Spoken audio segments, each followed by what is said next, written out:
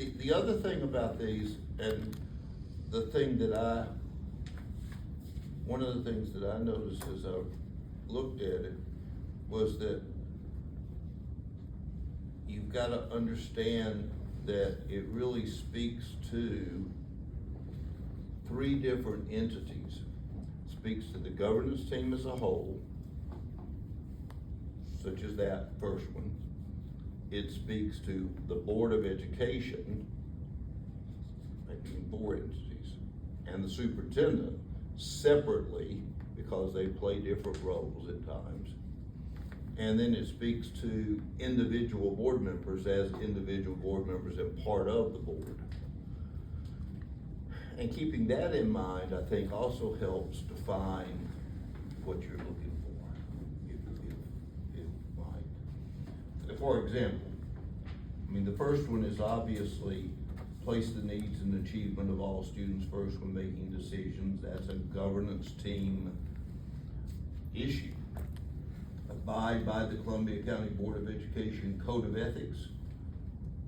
To be technical about it, that's a Board of Education and an individual Board of Education, individual board member issue, okay? Because the Code of Ethics, both in state board rule and in statute, is aimed at, each member of the Board of Education.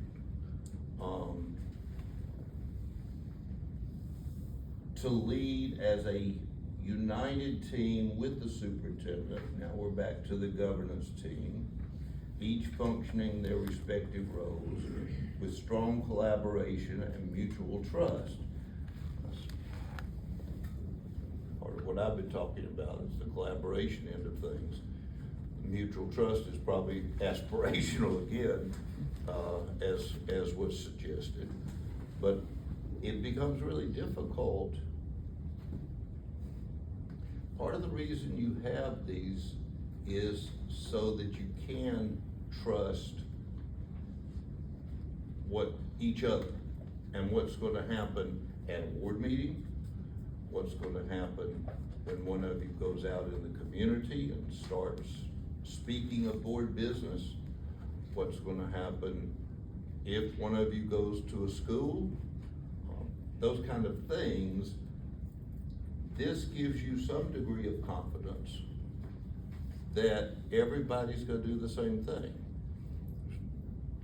So you've got the Code of Ethics, which is important, which if you haven't looked at, I would strongly urge that the Code of Ethics is as important to review yearly, and you do? Okay. And they signed it, we did that. Good. So that's all part of the, beginning of the year issues. Lead as a united team with the superintendent, each functioning in their respective roles with strong collaboration and mutual trust. Are there more specific issues within that we want to discuss as far as what that means? I mean, the words are fairly obvious, but they're also fairly broad, Well, we have some disagreements. And Get 5, 6 people in the room, I expect you to have disagreements. And there have been times when we had, some of us have strongly disagreed with each other publicly and privately. And that has been detrimental to the ability to have mutual trust. And, I don't know how to repair that relationship because,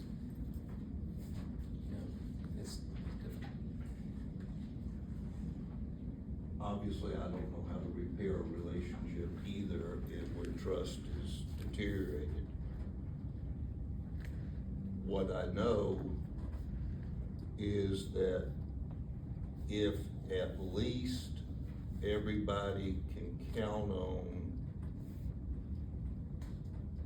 procedure being the same, then disagreements happen within that procedure, you know, and there's a mechanism, that's not even right, then they can be dealt with there.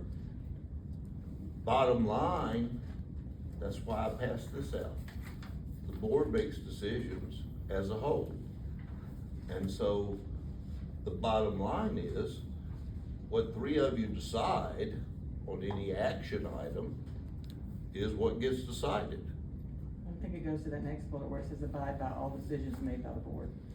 Which whether we agree with that decision or not, as a board member, it's incumbent on us to abide by that decision and do so, with common courtesy, as the bullet above that says. We've had situations where, the board, by majority, has made a decision, you know, whether it's the budget, whether it's bonds, whatever. But then, you know, rather than move on, the issue continues to be litigated in the public. Within board meetings or the public? All the Yeah, above. both. And so, you know, that contributes to the deterioration of mutual trust. Is it possible to, and this is, was just pointed out, Judy, agree to disagree with common courtesy and respect for the opinions of others and abide by all decisions made by the board? That doesn't mean you agree with them all, but it means you recognize that the board is the decision-making body. And once the board has made a decision, as you just said, it's time to move on. What keeps that from happening?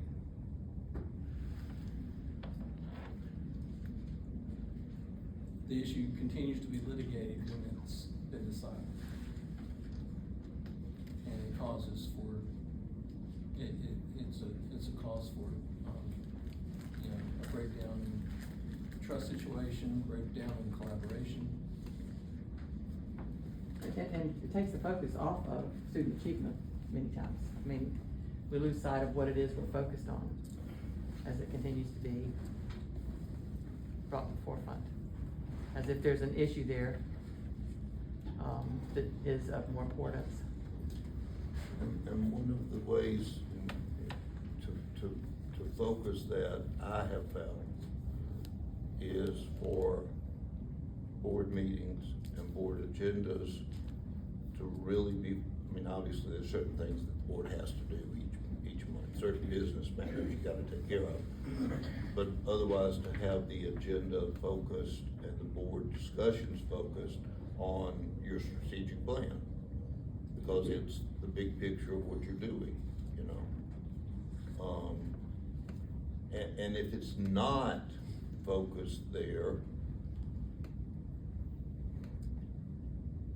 then individually, anybody can think whatever they want to. They can say whatever they want to. Keep being told it's a free country, you can say what you want, apparently, but it doesn't have to take up board time. It doesn't have to take up governance time, because it's already been addressed, it's already been decided, you know?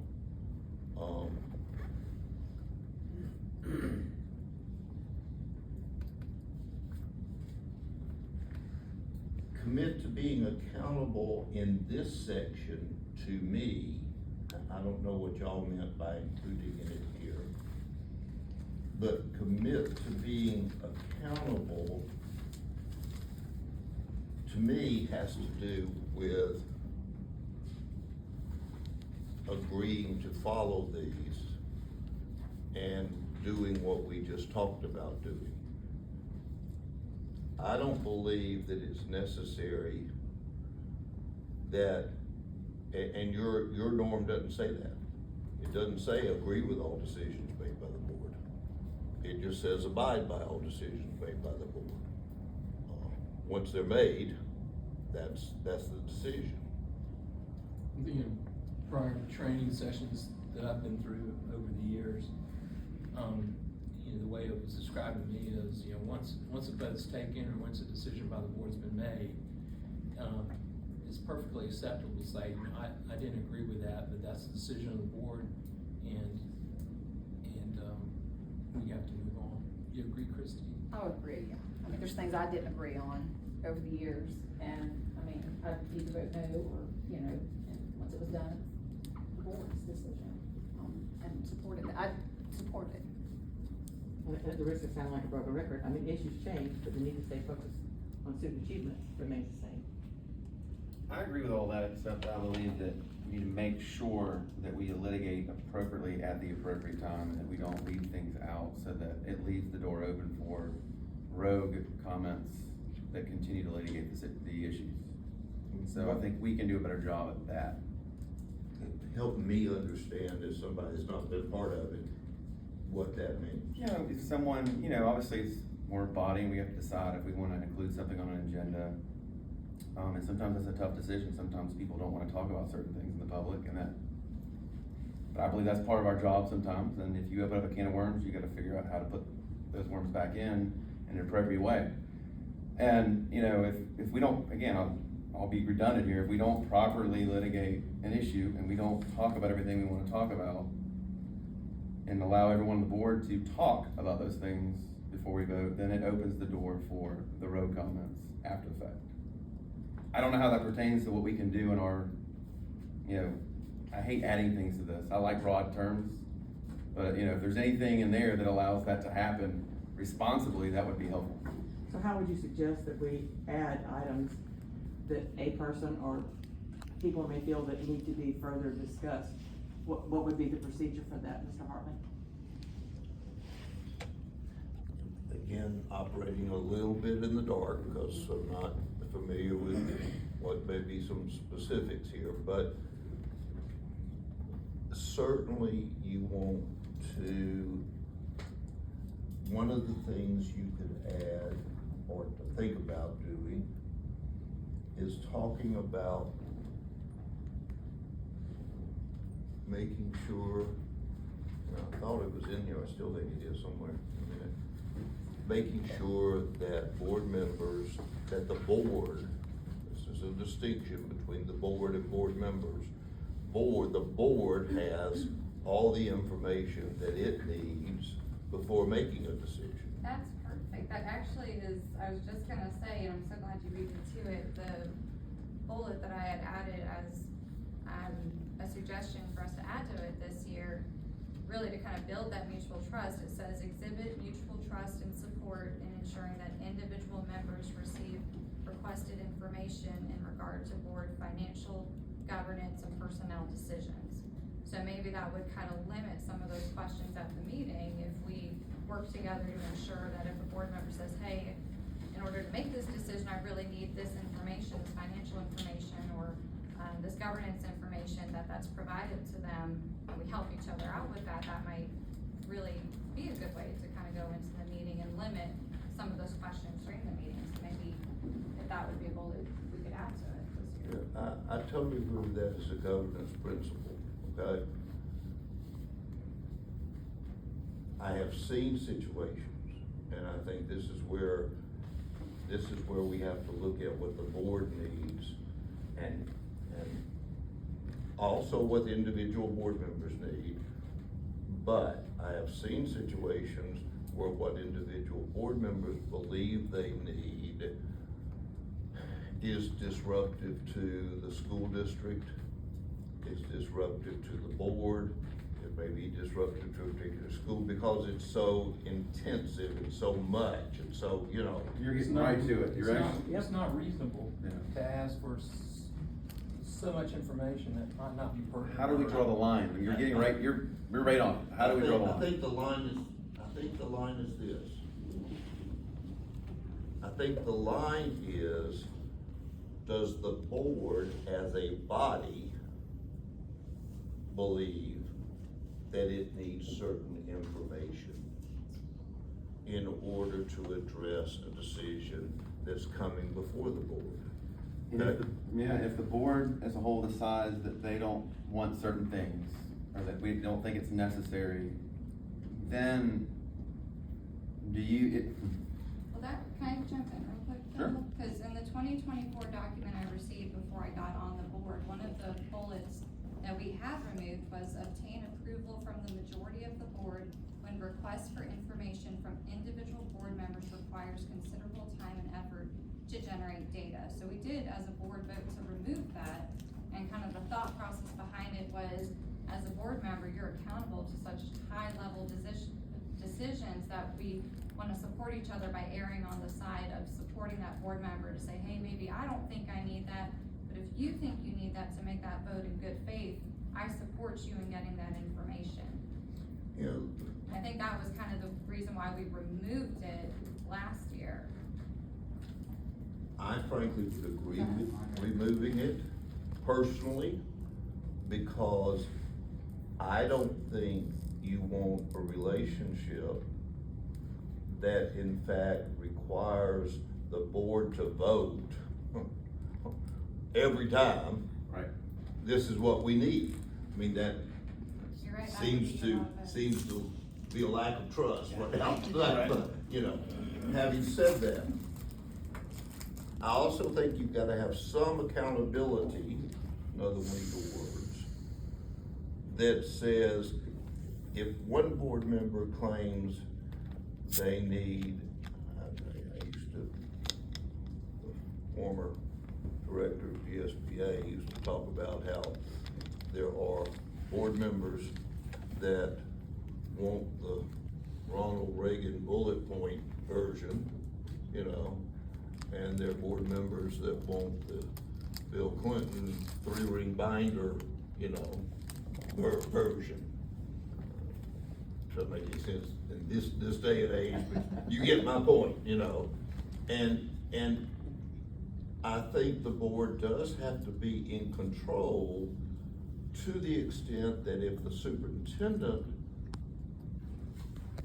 or the board feels that the request by an individual board member is too disruptive, it's too much, is unreasonable, to use your word, then that's when the superintendent has to be able to turn to the board and say, here's the problem.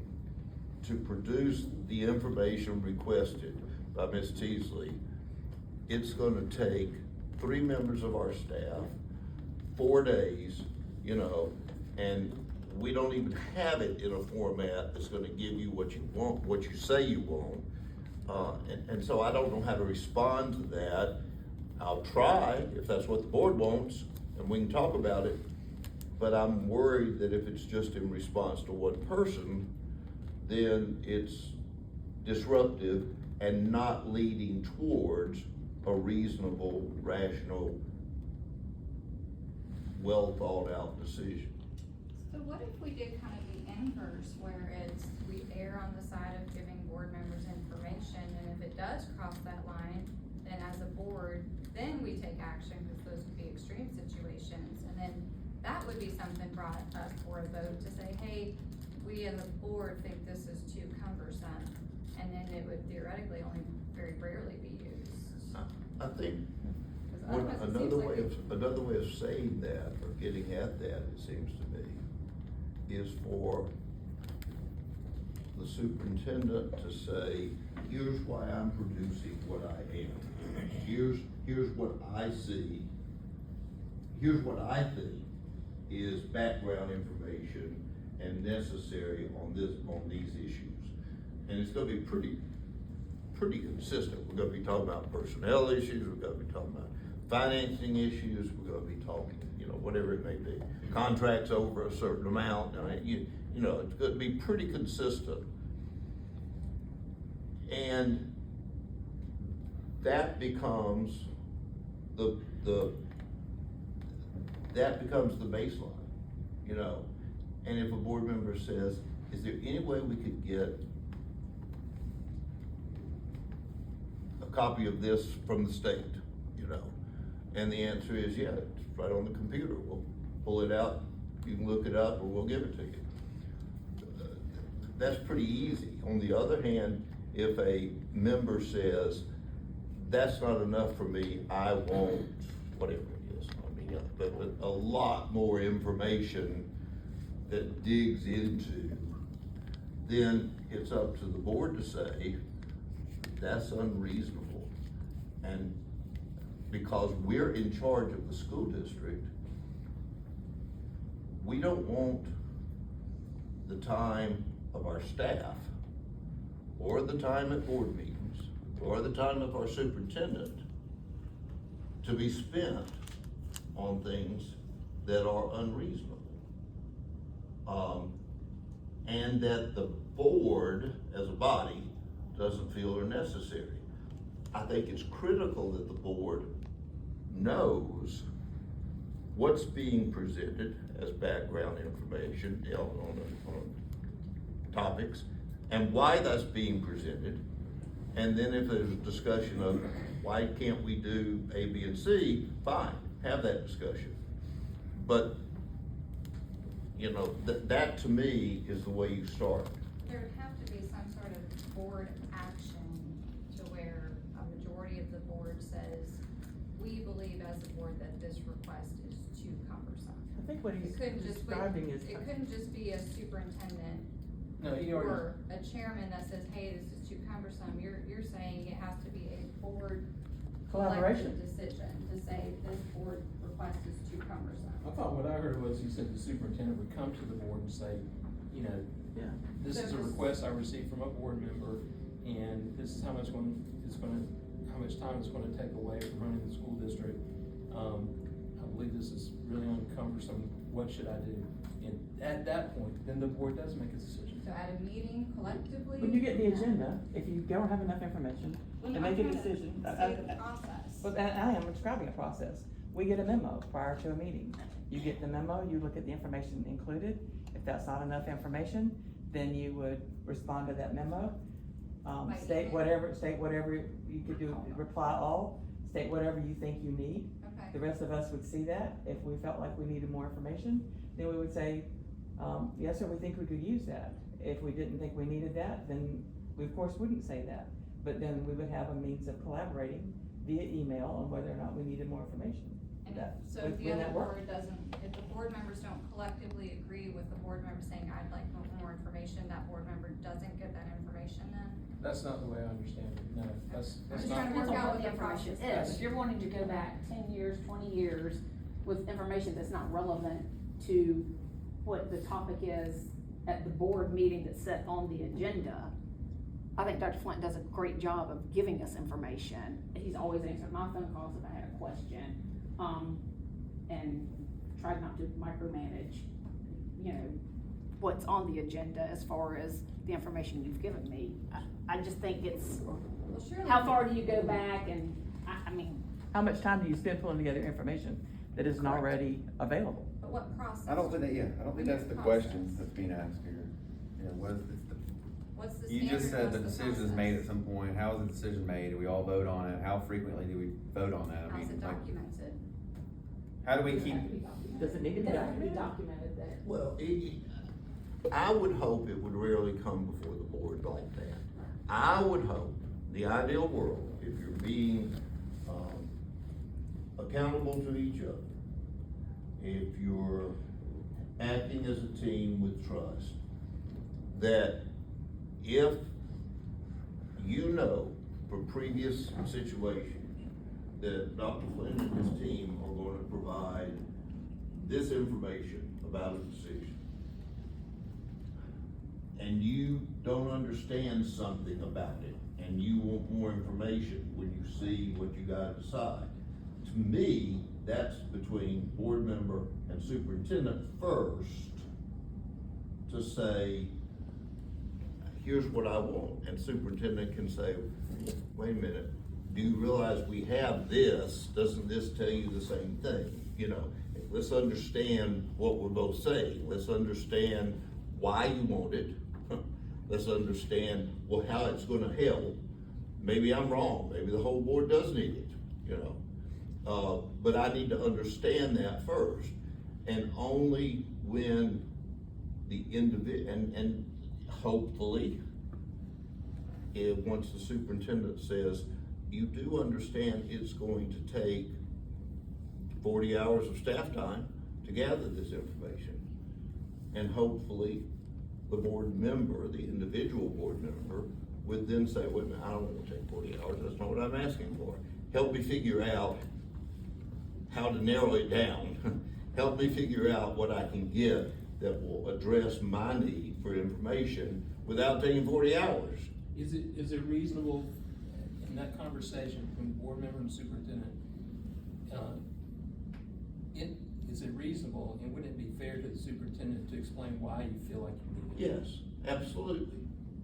Wouldn't that be a very important? Yeah, absolutely. But it's very important not only for the reasonabness of the request, but it's secondly important because the superintendent may be able to say, look, it's gonna take a lot of time to give you this, but let me suggest that I can give you this, and we can pull out this information off of where state website or whatever, and that gives you, I think, what I understand you're asking for. So just to clarify, the superintendent as an employee of the board who's employing him, you know, it's one thing to say, hey, just making sure you know this would take about this much time, and that's fine, that's good communication. But just to clarify, it almost seems like we're trying to create a bullet that puts that relationship in charge of board members to say, no, it's too cumbersome, it's going to take this much time. Now, if the board member comes back and says, I understand that, I'm willing to tailor it, or whatever we need to do, but I still need that information because I have a duty to uphold, that's in our board policy, which I'll read in a second. It still seems to me that as the employer to the employee, the employer's the one who gets to make that final decision. And really the only discussion here is, as a board, do we want to create a process where we collectively as a board keep our fellow board members in line? I don't think anywhere on here the superintendent, other than weighing in, you know, and providing experience, has the authority to tell a board member, no, you don't need that information, it's too cumbersome. Let me have several responses to that. Number one of the reasons I stress that you have a governance team is because I understand your point. The superintendent's under contract to the Board of Education, I get that, but to think of the superintendent as an employee very candidly denigrates that position. The superintendent is in charge of the school district on a day-to-day basis of carrying out the decisions of the Board of Education. Number two, the superintendent sure doesn't work for any individual member of the board at all, period. Superintendent only works for the collective resolve of the Board of Education. And so I believe if you can resolve it within your norms, especially, or if it's not within your norms, then still, I believe it's totally appropriate for the superintendent to say, we can't do that. Sorry, it just takes too much time. And if the individual board member still wants it, you got two choices. You come to the board and ask for it, and see if the majority of the board agrees that it's needed. And I hope it never comes to this next one, because I think it's a lack of trust but you make an open records act request and you pay for it. You know, now I don't think that builds trust among board members of the superintendent, but it's an option that's out there. And at least the cost, the expense of responding is placed back on the individual that wants it and not on the school district as a whole when it's not needed. So I guess my final question before we go down to what do y'all wanna put in writing, strategic planning board policy says, board members must render all decisions based on available facts and his or her independent judgment and refuse to surrender his or her judgment to individuals or special interest groups. So if a board member needs information to make a decision and the information's available, like you said, it can be gotten through open records request or directly through the superintendent, and they are required as a duty to use their independent judgment and refuse to surrender that judgment on a decision, and they need available information to make that decision, uphold that, how then do we have a process in place that denies information when a board member's trying to make a decision, even as they're tasked as a duty to do exactly that, to get the available information to make that decision? We're just going in circles. You're using other words to try to say the same thing. It's not, the individual board member has that obligation that you read to me out of your strategic plan. The board But- policy, the code of ethics. I'm sorry, whatever it Just make was. sure we're on the same, because I know legally there's a different. Okay, this is fine. Strategic plan. I get that, but the individual board member also has a responsibility to the school district and the rest of the governance team to explain why the information is needed, to narrow the scope of what's being requested wherever possible, to be reasonable about those requests. That's where the trust has to come in.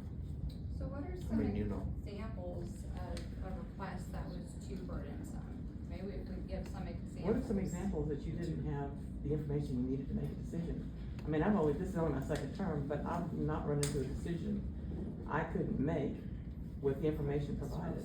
So what's an example of that? Let's talk like, is it having the amortization schedule when we were making a bonds decision? Was that, I did not need that. you didn't need the I did amortization not. schedule for the 20-year bond? did and not. you approved that? I did not. Okay. Not even Nobody slightly. else felt like they needed the amortization schedule for the $100 million bond approved? I'm aware of the amount, but no, I did not need the amortization schedule. Okay. And Well, why that was would good you, that we're why talking would about you it. need Yeah, that? tell us why. Why? Why would you need an amortization schedule? I mean- So principal and interest for. Most people We wanna know what see it what is. payments are gonna be, I mean, it is a helpful tool, I can't imagine why you wouldn't wanna see the amortization schedule.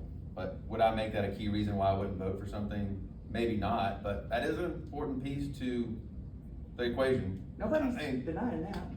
You said it wasn't relevant. Not relevant to my decision. Okay. You get a car payment, you wanna know what your payments are That's gonna true, be. but that's my personal vehicle that I'm totally responsible for. And I don't have a personal account. I don't have a CFO in my home. Well, I kinda do. But to say it doesn't matter is not correct, I'm sorry.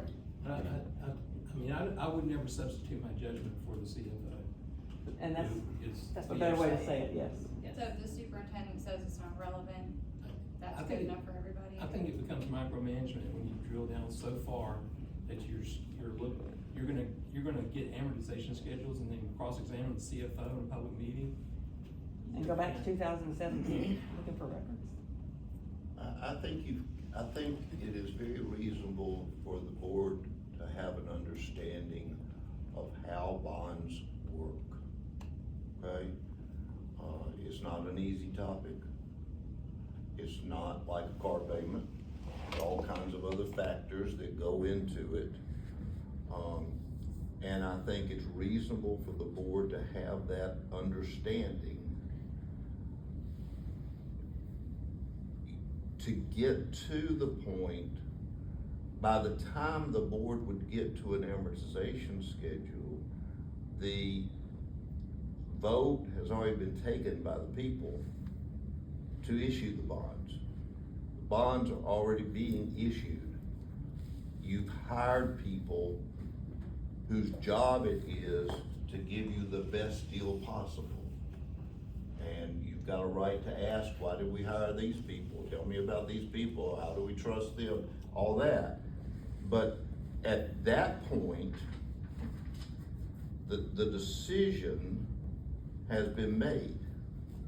Now, the amortization schedule, to the extent that even exists one, because bond payments keep changing over Change, time. there's a general, right, there's the starting point and then a moving target. That's right. That would be a public record. I don't have any doubt about that. Yeah. What relevance it has at that point when it comes into play, I don't know, you know, but It gives the board the idea of the financial, long-term financial plan of what the superintendent is thinking, and it helps us understand what direction we're going. If we're paying, for example, interest only for 6 years or 5 years, why are we doing that? It would just be helpful to see that. That's an important piece of data.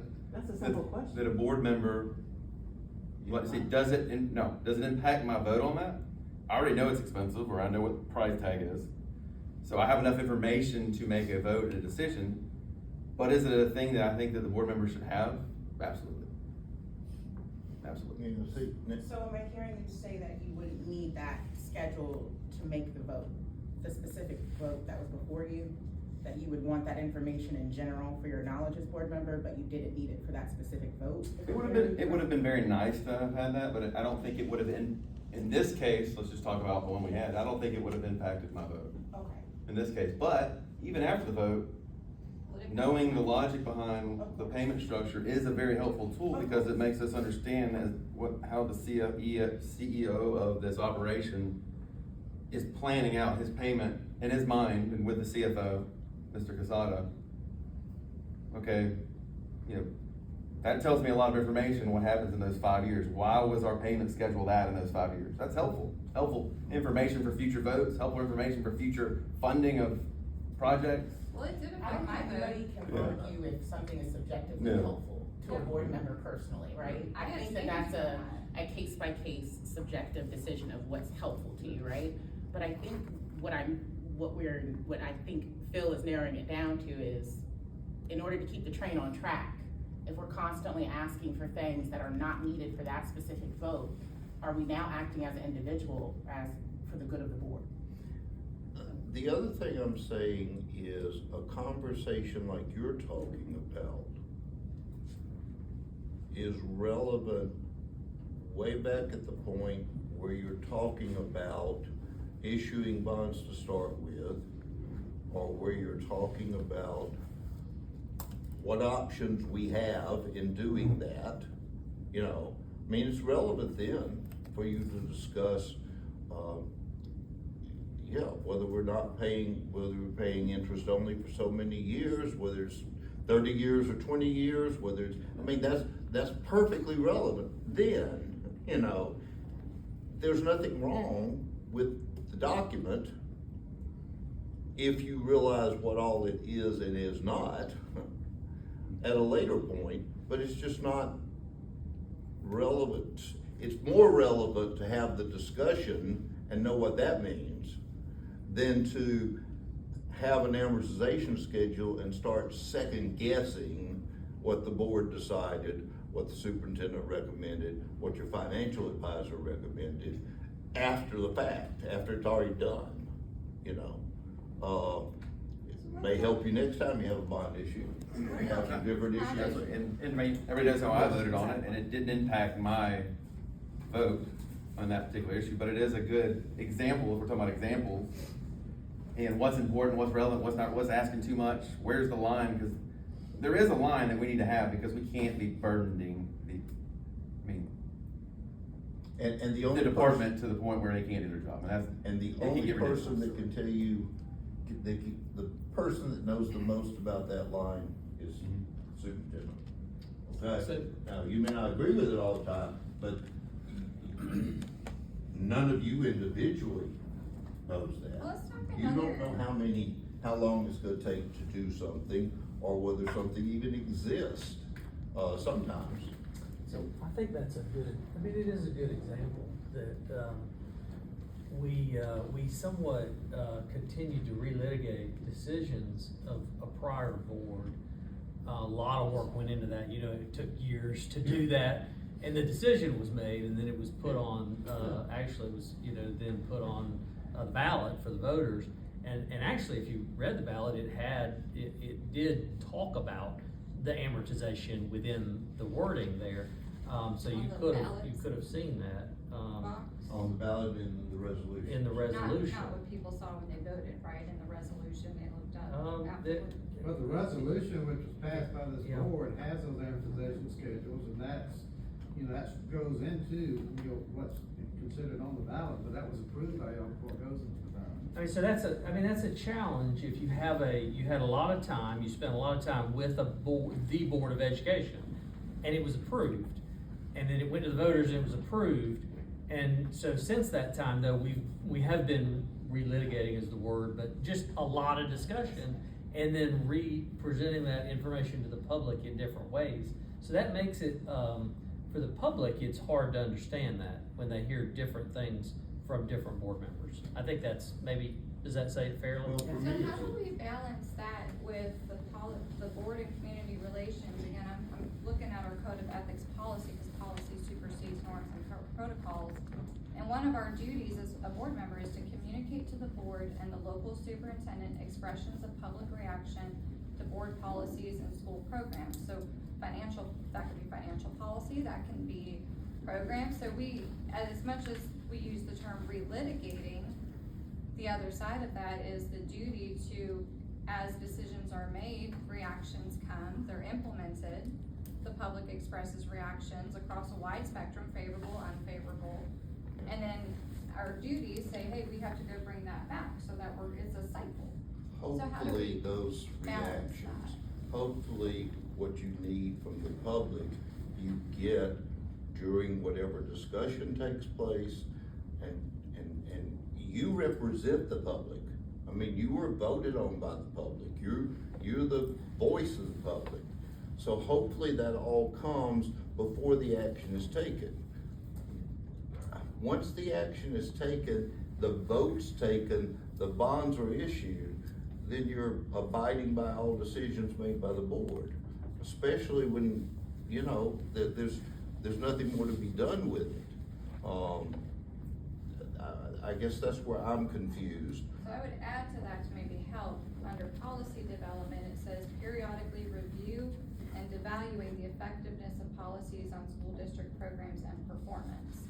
So again, to me, when I read this policy document, which is really closely mimics the law, it shows another example of we are constantly making decisions, gathering feedback, bringing those decisions to the board so that we're always hoping to improve, right? And so certainly that crosses the line into needing information. Hey, this was brought as a perception from the public on how the policy was implemented. I need to maybe cross-reference it with this piece of information. I mean, isn't the trust as a board member that if you say that I'm trying to do my job in good faith, that we all assume each other is working in good faith to do the job to the best of our ability, and maybe we don't even need another bullet on here, as long as we all trust that. Maybe what one person thinks is cumbersome, another person thinks is very relevant to them doing their job in good faith. And I wouldn't wanna get in the way of anybody else who's trying to do their job in good faith and says, hey, I need some information. I would, whether I agree it's relevant or not, if they think it is, I wanna help them do their duties in good faith, that they can feel like they're sleeping well at night.